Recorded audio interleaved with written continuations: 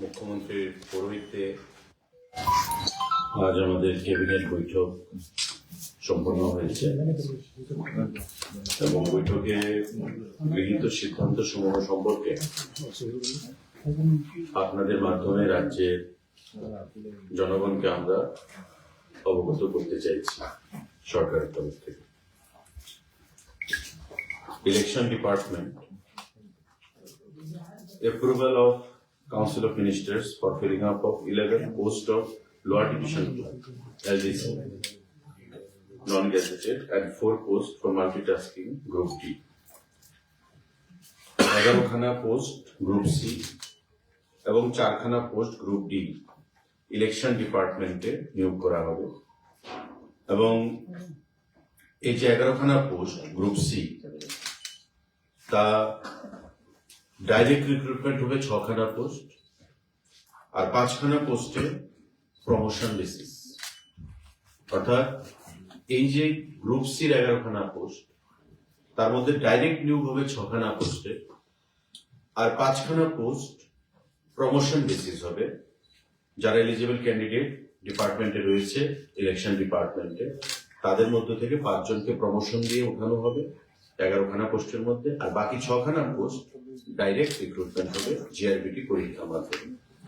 Group D যে 4 খানা post multitasking staff group D সেগুলো 4 খানা পোস্ট ডাইরেক্ট রিক্রুটমেন্ট হবে পরীক্ষার মাধ্যমে, অর্থাৎ ডাইরেক্ট রিক্রুটমেন্ট হচ্ছে 6-4-10 খানা পোস্ট, 6 খানা পোস্ট গ্রুপ সি আর 4 খানা পোস্ট গ্রুপ ডি 10 খানা পোস্ট, আর বাকি 5 খানা পোস্ট প্রমোশনের ভিত্তিতে সেখানে রিক্রুটমেন্ট হবে। ইলেকশন ডিপার্টমেন্টের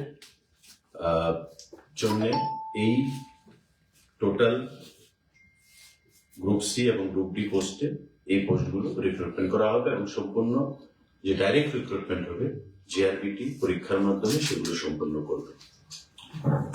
সাংবাদিক বন্ধুরা, আমাদের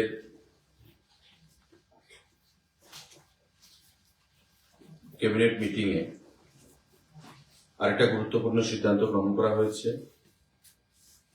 proposal for enhancement of monthly maintenance allowance from ₹10,000 to 15,000 in respect of 12 widows of World War II veterans. আপনারা জানেন 2019 সালে সেটা রিভিউ করা হয়েছিল একবার, যারা দ্বিতীয় বিশ্বযুদ্ধে মারা গেছে আমাদের রাজ্য থেকেও যারা ছিলেন তাদের মধ্যে 12 জন উইডো বিধবা ওই দ্বিতীয় বিশ্বযুদ্ধে যারা শহীদ হয়েছেন তাদের 12 জন শহীদের বিধবারা পত্নীরা সেখানে আজও রয়েছেন জীবিত। এখানে লিস্টও আমাদের কাছে রয়েছে। তারা বর্তমানে 10,000 টাকা করে গভর্নমেন্টের তরফ থেকে অ্যালাউন্স পান জেনারেল অ্যাডমিনিস্ট্রেশন পলিটিক্যাল ডিপার্টমেন্ট থেকে। আজকে মাননীয় মুখ্যমন্ত্রীর পৌরোহিত্যে সিদ্ধান্ত গ্রহণ করা হয়েছে যে তাদের এই যে অ্যালাউন্স যেটা 10,000 টাকা করে তাদেরকে প্রদান করা হয় সেটাকে বৃদ্ধি করে 15,000 টাকা করা হবে এবং এই 12 জন যে উইডোজ তারা সবাই জীবিত রয়েছে। 10,000 টাকা করে তাদেরকে দেওয়া হতো, এখন থেকে তাদেরকে 15,000 টাকা করে প্রদান করা হবে সরকারের তরফ থেকে, সেটা সিদ্ধান্ত গ্রহণ করা হয়েছে। এর মধ্যে শ্রীমতী শান্তি রানী ঢালি আমাদের রাজনগর রাধাকিশোরপুর উদয়পুর, শ্রীমতী সুনীতিবালা ঘোষ আমাদের রয়েছে মধ্য বনমালীপুর, শ্রীমতী অঞ্জলি দেববর্মা উজান অভয়নগর আগরতলা, খানজানি দেববর্মা মান্দাই জিরানিয়া, শিশুবালা দেবনাথ আমাদের college Tilla Agartala, Shrimati Chanchalamayi Roy Kanthalbagan Gurkhabasti district west Tripura, Shrimati Rajabala Das Jirania Birendranagar, Shrimati Nibharani Paitya Chandrapur sub division Dharmanagar, Shrimati Sachi Rani Pal আমাদের খয়েরপুর ওয়েস্ট ডিস্ট্রিক্ট, শ্রীমতী ছায়ারানী পাল, রানীর বাজার district, west Tripura, Gita Rani Lodh, Ramnagar road number 6, Shrimati Chhaya Sen, Kumari Tilla government quarter complex, Abhaynagar, Agartala, এবং অন্য লক্ষ্মী দেববর্মা, আমাদের হাতিমারা, ছনখোলা বাজার, ডিস্ট্রিক্ট খোয়াই। এই 13 জন উইডো যারা 10,000 টাকা করে পেতেন, সেকেন্ড ওয়ার্ল্ড ওয়ারে যাদের পতি স্বামী শহীদ হয়েছেন, তাদের সম্মানার্থে এই 10,000 টাকা বৃদ্ধি করে 15,000 টাকা করা হয়েছে। আজকে ক্যাবিনেট মিটিং এ এই গুরুত্বপূর্ণ সিদ্ধান্ত গ্রহণ করা হয়েছে সাংবাদিকভাবে। আমাদের আরেকটা গুরুত্বপূর্ণ সিদ্ধান্ত গ্রহণ করা হয়েছে, chief minister's assistance to the unmarried and dependent daughters son, যারা অ্যাবাভ 18 ইয়ার্স এজ, তারা army, central arm police force personnel যারা রয়েছে, তাদেরকে যারা জীবন বলিদান দিয়েছে দেশের জন্য, তাদের সন্তানদের 18 বছরের ঊর্ধ্বে 2,000 টাকা করে মাসে ভাতা প্রদান করা হবে। বিভিন্ন সময় আমরা দেখেছি যে বিভিন্ন সৈনিকের ছেলে মেয়েরা অর্থের অভাবে পড়াশোনা করতে পারে না বা বিভিন্ন আর্থিক সমস্যার সম্মুখীন তাদের হতে হয়। আমাদের জেনারেল অ্যাডমিনিস্ট্রেশন দপ্তর, পলিটিক্যাল দপ্তর ডিপার্টমেন্ট আজকে এটা একটা নতুন স্কিম ঘোষণা করেছে, chief minister's assistance to the unmarried and dependent daughters oblique son, যারা আর্মিতে শহীদ হয়েছেন, দেশের জন্য প্রাণ দিয়েছেন, Assam rifle, BSF, Indo Tibet police force, SSB, NSG, ITBP, CISF, এরা আমাদের ভারত সরকারের অধীন প্যারামিলিটারি বা সেন্ট্রাল আর্ম পুলিশ ফোর্সের আওতায়। তাদের ছেলেমেয়েরা যারা 18 বছরের উপর, তাদেরকে মাসিক 2,000 টাকা করে সাম্মানিক ভাতা প্রদান করা হবে এবং এটা আনলিমিটেড সংখ্যায় থাকবে। যারা অ্যাপ্লাই করবে তারাই পাবে, কিন্তু একই পরিবারে একজনকেই দেওয়া হবে। যদি একই পরিবারে ভাইও থাকে, বোনও থাকে, ভাইকে দেওয়া হবে বা বোনকে দেওয়া হবে, এবং অবশ্যই তারা আনম্যারিড হতে হবে।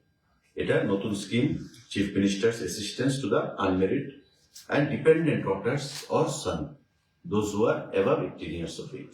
18 বছরের উপর যারা, তাদেরকে সেটা প্রদান করা হবে। আজকের এই মিটিং এ সেটা সিদ্ধান্ত গ্রহণ করা হয়েছে। এবং গত বাজেট অধিবেশনে মাননীয় অর্থমন্ত্রী যে বাজেট পেশ করেছেন, সেই বাজেট অধিবেশনেও আমাদের এই স্কিমের ঘোষণা ছিল। আজকে ক্যাবিনেটের মাধ্যমে সেটা বাস্তবে রূপান্তরিত করার জন্য সিদ্ধান্ত গ্রহণ করা হয়েছে। সাংবাদিক বন্ধুরা, আমাদের হোম, জেল ডিপার্টমেন্ট, কারা দপ্তরে proposal for filling up of 4 vacant post of pharmacist allopathy under the home jail department, government of Tripura. স্বরাষ্ট্র দপ্তর জেলের অধীন 4 জন ফার্মাসিস্ট অ্যালোপ্যাথি নিয়োগ করা হবে। আজকে ক্যাবিনেট মিটিং এ সেটা সিদ্ধান্ত গ্রহণ করা হয়েছে।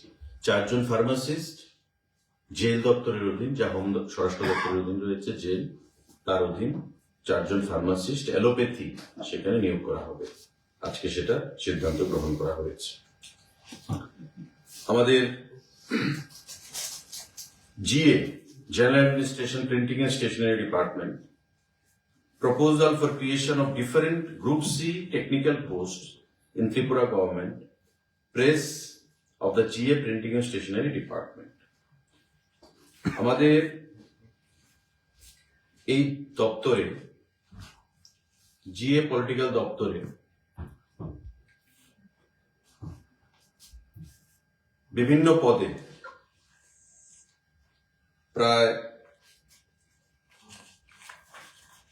43খানা পোস্ট নিয়োগ করা হবে এবং এই পোস্টগুলো গ্রুপ সি, জিআরবিটি নিয়োগ করবে general administration, printing and stationery ডিপার্টমেন্টের। কি কি post? Chargeman group C technical, chargeman offset machine, chargeman retouching, copy holder, বিভিন্ন পদে এমন প্রায় 6খানা পোস্ট রয়েছে। বাইন্ডার, মেশিন ম্যান, এমন 6খানা পোস্ট।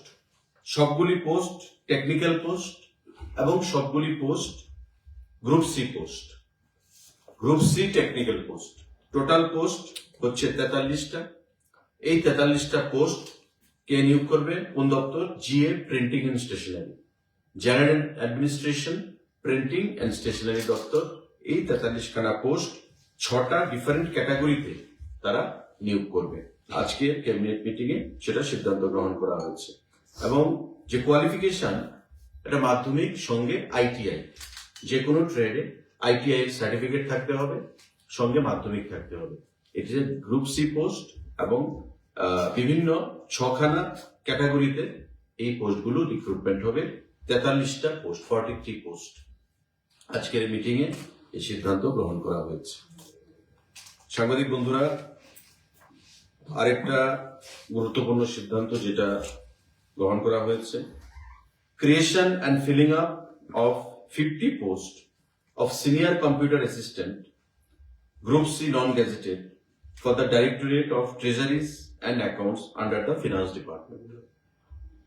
ফিনান্স ডিপার্টমেন্ট, অর্থ দপ্তরের অধীন 50খানা পোস্ট সিনিয়র কম্পিউটার অ্যাসিস্ট্যান্ট নিয়োগ করা হবে। Treasury, directorate of treasury accounts এর জন্য, যেটা ফিনান্স দপ্তরের অধীন, এবং group C post non gazetted post হিসেবে তাদেরকে নিয়োগ করা হবে। নিয়োগ করবে TPSC.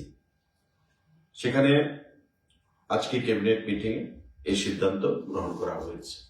50টা post group C non gazetted TPSC নিয়োগ করবে।